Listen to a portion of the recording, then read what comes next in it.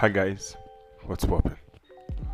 Welcome back to another episode of the Talking Joe podcast. How have you been?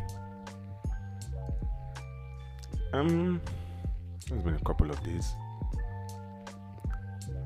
so I must apologize for taking this long before another episode came. But I was having some inconsistencies. I did record a few episodes, edited, but I just didn't publish it. Personal reasons. Why am I telling you this? So that I can look good in your eyes on matters of consistency. Because I swore to always be consistent here. So just so you don't say, why is he not consistent? So I have to tell you the truth. But yeah, how have you been? So, a few days ago, a friend asked me a question. She said, what's the one thing that if you hear about me, you won't be surprised? Now, that's how I phrased the question, but what she was essentially asking me is, she listed certain things and said, if you hear this and this about me, will you be surprised? And maybe listing like 5 things, and I said, well, out of the 5 she listed, I said I was going to be surprised of 3, but the other 2 I wouldn't be. And then she laughed and she said, you don't rate me, you know me too much. And while it was a fun moment, I just saw that as an opportunity to ponder deep about what friendships are for me. Now, friendships are the bed we need to lie on as humans. I don't think you are doing yourself any form of favor or any form of good if you do not have friends. You are cheating yourself, you are robbing yourself, you are essentially just doing everything wrong if you do not have friends. Now, there is a whole lot of things to say about how your friends should come. And because I think that your friends are a deep representation of your values, we're going to have another episode where I talk about that. But I just want to talk about the fact that there is such a thing as having friends and actually allowing them be your friends. I find that sometimes we have friends and we don't do this friendship thing. We have friends, but they don't perform the job of friends in our lives. What I mean is this: you have friends and you're not vulnerable to them. There is an increasing resistance to vulnerability that is going on in our generation. Like, you hear people say it subtly in the conversations, you hear them make reference to it. Like, we seem to glorify not being vulnerable, not opening up to anybody. We think like it's a big deal. Like, we say it every time. Nah, that's why I don't open up to people, because you open up to people, they will leave you. Now, I can say this because I do it a lot. So you don't get to point a guilty finger at me. Don't worry, I'm pointing the finger directly at myself. Yes. Like I tell people, sinners judging sinners for sinning differently. Except this one, you are judging us for sinning the same. But I'm asking this question: do your friends really know you? Or are your friends really your friends? Like, do you give them the room to be your friends? Do you open up to them? Because I do not think that you can have any form of association with anybody, any form of relationship, whether an apprenticeship, your friends, family, a work relationship, between a boss and a colleague, between colleagues and colleagues. I don't think there is any form. In fact, between maybe a pastor and the members, or between a teacher and the students, I don't think there's any form of relationship that does not allow for vulnerability. What I think is, vulnerability in each level is different. The way you should be vulnerable to your friends will be different from how you should be vulnerable to your colleagues. But the thing is, because we glorify loneliness, we glorify being alone. Like, we say it as such a big flex. You know, me, nobody can live my life and into pain me because I was doing fine before they came. It's good. that you were doing fine before they came. But what I'm striving at is just the idea that you can't always do that. Like, loneliness and being alone is not the flex that we think it is. Sometimes allow people who have come into your life, allow them stay. Because everyone who is friends with a person wants to feel that I am actually your friend. Like, if I'm friends with you, I want to feel like I'm your friend. I want you to offload your burdens on me. I may not ask you, but I want it. Because essentially that's the bond. Like, there is no bonding in any relationship without vulnerability. None whatsoever. You don't bond if you are not vulnerable.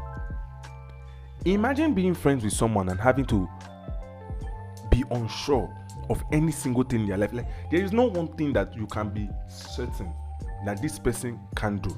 I know you really can't vouch for people every single moment of the day, but I'm like, imagine having friends and then you can't be vulnerable with them. Like, they can't tell. Your friend can be in somewhere in Oluyole, Ibadan, and then your friend is being asked, where is Jessica? Jessica is in IDP camp in Gombe. Okay, Jessica did this. Imagine your friend being told that, and your friend is like, no level of, Jessica can't do this. Or that's typically like Jessica. Like, there is no one thing that your friend can say, this thing is firm that you can do it, this thing is firm you can't do it. Simply because you are too closed. You're too closed up. You thrive in secrecy. And I understand that a lot of the reasons why people strive in loneliness is hurt and abuse. I'm not even downplaying that. But I'm just saying, you will never meet better people if you keep fixating on the bad people you've met. I, for one, believe that there is how to go about picking friends that you don't pick rubbish. I genuinely believe it. Like, you can set your parameters for friendship so good that you don't pick nonsense.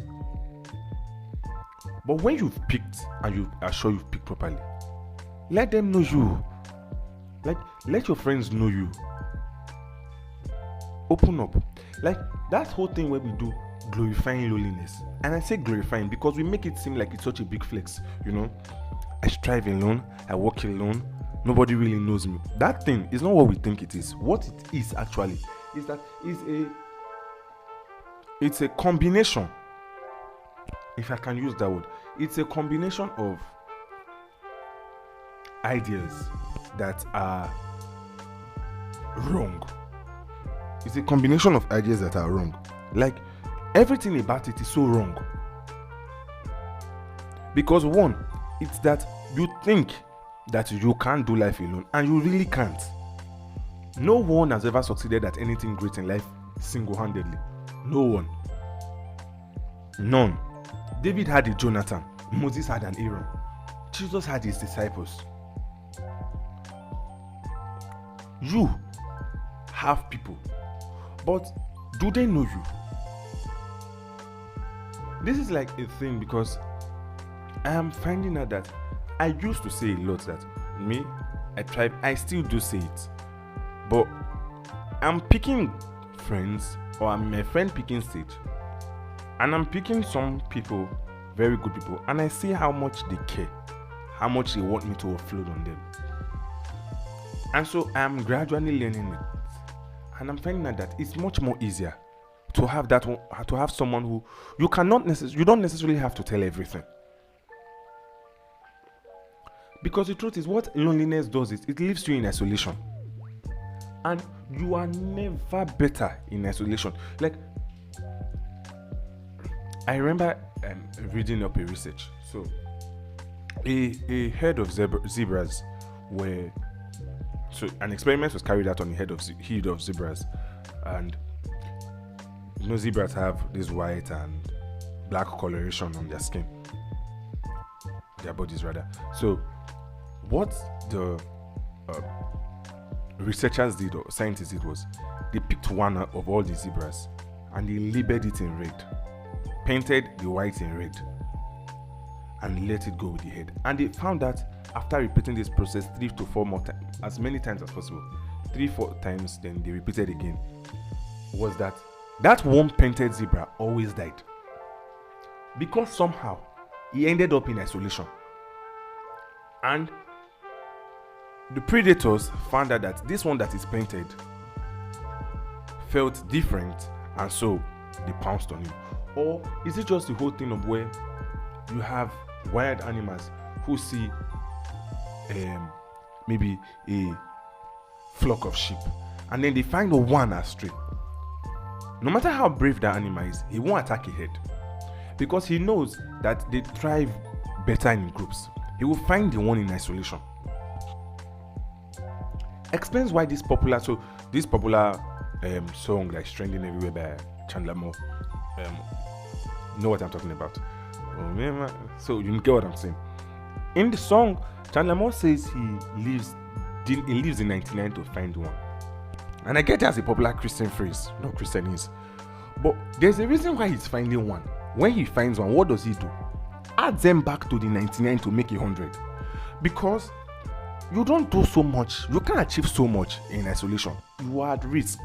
Like a person who is in isolation will, as a friend or as an individual, you stay so much in isolation, you have a very wrong worldview. Or you have a very weird way of saying the word. You see everyone as attackers. People are against you. People are like, you keep seeing who you should be seeing companions, you'll be seen as foes. Like, who you should be seen as disciples, you'll be seen as Judas, like, oh, this person is going to betray you. I get the whole thing of being hurt. I get it. And I'm never going to downplay it because I have been hurt by a lot of people. But the thing is, one experience can make you make such a permanent decision. Let's not call it a mistake. One experience can make you make such a permanent decision all your life. Because Judas is a proof that there is Peter, James, and John. That's what Judas is. You were betrayed by one person. It's proof that there are 3 other persons stronger and better waiting for you.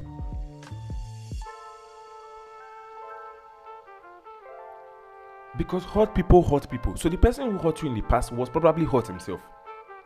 Now imagine basing your entire life's ideology on friendships and association upon a hurt. Simply because someone hurt you in time past.